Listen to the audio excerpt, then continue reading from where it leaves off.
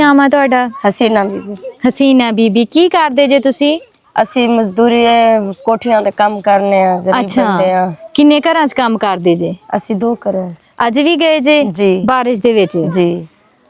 ਕਿੰਨੇ ਬੱਚੇ ਆ ਤੁਹਾਡੇ? 4। ਬੇਟੇ ਆ ਬੇਟੀਆਂ? 2 ਬੇਟੀਆਂ 2 ਬੇਟੇ। ਮੀਆਂ ਤੁਹਾਡੇ ਕੀ ਕਰਦੇ ਆ? ਕੁਛ ਵੀ ਨਹੀਂ ਕਰਦੇ, ਹਾਂਜੀ। ਨਿਕੰਮੇ ਬੈਠੇ ਨੇ। ਵਜ੍ਹਾ?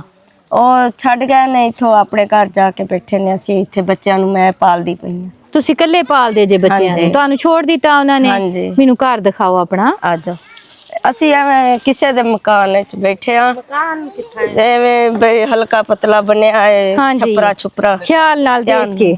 ਆ ਜਾਓ ਆ ਜਾਓ। ਅੱਛਾ, ਇਹ ਦੇਖੋ ਇੰਨੀ ਕੁ ਚੀਨੀ ਲੈ ਕੇ ਆਉਂਦੇ ਆ ਵਿਚਾਰੇ। ਕੀ ਕਰੀਏ ਫਿਰ, ਇੰਨਾ ਕੁ ਬੱਚੇ ਸਮਾਨ ਨੇ ਲੈ ਕੇ ਆਉਂਦੇ ਆ, ਬੱਚਿਆਂ ਬੋਤਲਾਂ ਨੂੰ ਵਗੈਰਾ। ਤਾਂ ਖਵਾਣਾ ਹੈ ਨਾ।